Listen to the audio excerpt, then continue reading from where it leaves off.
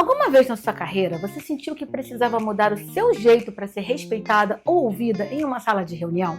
Essa é a realidade de muitas mulheres na área da tecnologia.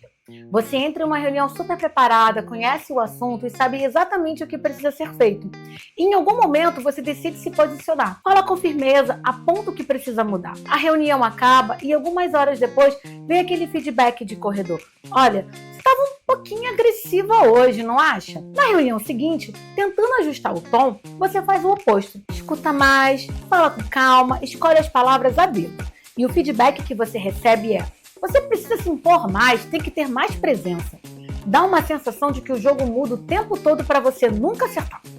Se você fala firme, dizem que você é difícil. Se você fala com cuidado, dizem que te falta pulso. E se você cobra demais, é a chata. E se você acolhe, vira boazinho. Parece que não importa o que a gente faça, o nosso jeito nunca tá bom. E a pergunta que fica na nossa cabeça é: será que eu preciso mesmo mudar o meu jeito de ser para liderar? Sejam muito bem-vindos ao podcast Spoilers da Vida. Eu sou a Tatiane Carrilho e continuo no lugar do Bruno. E no episódio de hoje, a gente vai responder essa pergunta. Vamos entender por que o mesmo comportamento ganha nomes tão diferentes no trabalho e principalmente como você pode liderar sem precisar desaparecer. Sabe, eu já estive nesse lugar e vira e mexe eu ainda me questiono muito sobre isso. Mesmo hoje, sem estar ocupando uma posição formal de liderança, eu já precisei assumir esse papel em diferentes momentos da minha carreira dentro da área da tecnologia. Orientar pessoas, conduzir situações, assumir responsabilidades que iam além da minha própria entrega. E vivendo isso, às vezes eu me pegava com os mesmos pensamentos. Teve reuniões em que eu saía pensando: será que eu fui direta demais? Será que as pessoas estão achando que eu fui muito grossa? Será que eu magoei alguém do time porque eu bati pé naquela decisão? E em outros momentos eu me via pisando em ovos e saía com aquela sensação ruim de: poxa, eu devia ter falado mais firme. Eu ficava exatamente tentando calibrar o tom o tempo todo.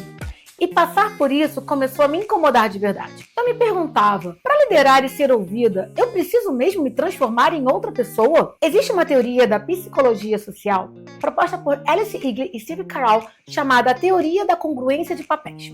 Traduzindo esse nome bonito e complicado, congruência, ela significa encaixe ou combinação. A teoria diz que a nossa mente, de forma inconsciente, cria caixas e roteiros para cada papel que existe na sociedade. A gente espera que o médico se comporte de um jeito, que um professor haja de um outro e que um juiz tenha uma certa postura.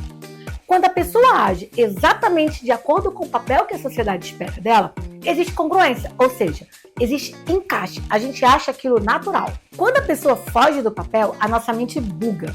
O problema é quando a gente tenta cruzar duas caixinhas diferentes: a caixinha de uma mulher e a caixinha de um líder. Historicamente, a sociedade colocou na caixa do papel feminino expectativas como acolhimento, gentileza, paciência e cuidado. Por um outro lado, a imagem que a gente tem de um líder foi construída em cima de traços masculinos. Aquela pessoa assertiva, competitiva, focada em comando e controle. Quando uma mulher assume uma posição de gestão, essas duas caixinhas elas batem de frente. O ambiente de trabalho tenta cobrar as duas coisas de você ao mesmo tempo, mas isso é impossível dar certo. Parece que o jeito que esperam que uma mulher haja e o jeito que esperam que um líder haja simplesmente não combinam. E onde que isso dá ruim? É que o mesmo comportamento ele recebe interpretações completamente diferentes, dependendo de quem está na mesa. Me diz se você nunca viu ou pensou algo assim. Se um homem fala pouco, ele transmite seriedade. Se uma mulher fala pouco, ela parece insegura. Se ele interrompe alguém na reunião, ele é visto como assertivo, focado. Se uma mulher faz exatamente a mesma coisa, ela vira mandona. Se ele demonstra irritação em uma reunião porque aquela tarefa combinada não foi entregue, todo mundo na mesa respeita, concorda e corre atrás para resolver. Agora, se uma mulher demonstra a mesma irritação com atraso, já pensam logo: hoje com certeza ela tá de TPM. Isso, na psicologia, tem nome: duplo vínculo. E se você nunca ouviu esse termo, o duplo vínculo é basicamente uma situação de escolha impossível. É quando você recebe duas cobranças que se anulam. Ou seja, se você vai para a esquerda, está errado. Se você vai para a direita, também está errado. Você fica encurralado. Trazendo isso para a liderança, de um lado, a cobrança para ser respeitada, do outro, a cobrança para ser querido. É um saco, mas parece que não dá para ter as duas coisas ao mesmo tempo. Para ser respeitada pelo mercado e vista como uma líder forte, você precisa ser assertiva, direta, firme. Só que, quando uma mulher ela é muito assertiva, ela quebra aquela expectativa tradicional de que a mulher deve ser sempre sutil e doce. Aí, o ambiente pune ela, rotulando como grossa, agressiva ou difícil. Para tentar corrigir isso, ela pisa no freio. Começa a ser super empática, acolhedora, ouve tudo, fala com calma. E o que o ambiente faz? Pune ela de novo, dizendo que ela é boazinha demais, é muito frágil, não tem pulso para aguentar a pressão de uma área de tecnologia. O ambiente exige que você tenha as duas características, mas te julga se você demonstrar qualquer uma delas. Realmente, parece um jogo onde as regras foram feitas para a gente nunca vencer. E muitas vezes, essas contradições elas saem do escritório e mexem até com as nossas escolhas mais pessoais. Por exemplo, se um homem decide não ter filhos e quer focar na carreira, ele é visto como ambicioso. Se uma mulher faz exatamente a mesma escolha, ela é carimbada como uma pessoa fria, que só pensa em trabalho. E quando entra a questão da família, o roteiro se repete. Quando um homem vira pai, ele ganha pontos por ser um homem de família, maduro, responsável. Mas quando uma mulher decide ser mãe, o mesmo mercado começa a olhar para ela de lado, achando que ela agora vai ser menos comprometida ou que não vai aguentar o tranco de uma alta gestão. Não importa o caminho, parece que o julgamento ele já vem pronto de fábrica. E qual é a nossa reação natural a essa pressão toda? A gente começa a mudar o nosso jeito para caber nas caixinhas. Esconde qualquer sinal de insegurança, para de pedir ajuda, cria uma distância artificial da equipe para que ninguém confunda gentileza com fraqueza. É como entrar num jogo onde as regras já foram definidas há anos por homens e agora você é obrigada a jogar igual para poder participar. Só que jogar desse jeito pode até funcionar por um tempo. Você vai ganhar elogios porque está mais firme. Mas, gente, para sustentar esse papel, ele custa uma energia brutal. Porque você vai passar o seu dia inteiro se monitorando. Será que eu sorri demais? Será que eu fui grossa demais? Será que perceberam a minha dúvida? O seu dia termina, mas esses questionamentos eles continuam em looping na sua cabeça. A neurociência explica que o nosso cérebro dá uma importância gigante para sinais de rejeição social, porque nós somos seres sociais. Mas cuidado com aquele mito de que o cérebro sente a rejeição exatamente como a dor física. Não é bem assim, o cérebro ele é muito mais complexo. Mas a gente sabe que a rejeição marca, e ela marca mesmo. O problema é que no dia a dia, parece que a gente está sempre sendo testada. Uma opinião diferente já faz a gente sentir que estão questionando a nossa capacidade. Um comentário atravessado parece que o problema é o nosso jeito de ser. Mas calma, vamos separar as coisas aqui também, né? Nem todo feedback negativo é fruto de um viés de gênero. Mulheres também erram, também interrompem, também tomam decisões ruins. E elas precisam também responder pelo impacto disso. O segredo é separar o que é um comportamento de um rótulo. É muito diferente ouvir: você interrompeu 3 pessoas ontem do que ouvir: você é muito agressiva. O problema é um fato para a gente evoluir. O segundo só é um rótulo que não serve para absolutamente nada. Até porque, vamos ser sinceros, parecer líder e liderar bem são duas coisas completamente diferentes. Eu já cansei de ver pessoas que são promovidas porque têm a postura esperada de autoridade, porque falam alto, porque dominam a sala e porque respondem rápido. Mas elas não escutam, elas não criam segurança psicológica, elas não desenvolvem ninguém e também não admitem erro. Elas parecem líderes? Parecem. Mas elas lideram bem? Outra história, né? A Sheryl Sandberg fala muito sobre isso no livro Faça Acontecer. Ela fala sobre um conceito chamado Lean-In, que traduzindo para o bom português basicamente é bota a cara e ocupa o seu espaço. Ela defende que nós, mulheres, nós precisamos literalmente sentar à mesa, parar de recuar nas reuniões. Sabe quando tem uma mesa na sala de TI e as mulheres acabam sentando nas cadeiras de trás, perto da parede, quase pedindo desculpas por estarem ali? O livro bate muito nessa tecla de que a gente precisa se posicionar como protagonista e confiar no nosso próprio taco. E temos que fazer isso mesmo. Mas a gente sabe que no dia a dia o buraco é bem mais embaixo. Não basta simplesmente ensinar a mulher a sentar-se à mesa se a mesma mesa continua ignorando a fala dela quando ela decide opinar, né? Não adianta orientar uma mulher a defender as suas ideias se o crédito pelo projeto continua sendo entregue para o colega do lado. O esforço individual, ele não resolve um problema que é cultural. Até porque a gente precisa parar de achar que para ser líder você tem que bancar a dona da verdade e ter resposta pronta para tudo, o tempo todo. Dizer, eu não sei, eu preciso de ajuda, ou galera, errei nesse ponto, não destrói a sua autoridade. Fingir que sabe tudo só cria distância. Então, qual é a solução? É só dar de ombros e dizer, pronto, vou ser eu mesma e as pessoas que me aceitam. Olha, Eu gosto da intenção dessa frase, mas ela é um pouquinho incompleta, porque o nosso jeito natural, ele também precisa amadurecer.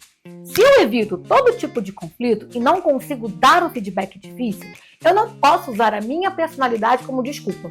Se eu falo de maneira desrespeitosa com as pessoas, dizer que eu estou sendo sincera e direto não justifica a falta de educação. A autenticidade não era agir por impulso, é conseguir evoluir sem abandonar os valores que te orientam. Por isso que eu gosto de imaginar a liderança como uma caixinha de ferramentas. Algumas das ferramentas já vêm de fábrica, já está aí dentro de você. Talvez você tenha facilidade para escutar, para organizar o caos ou para acalmar o time no meio de uma crise.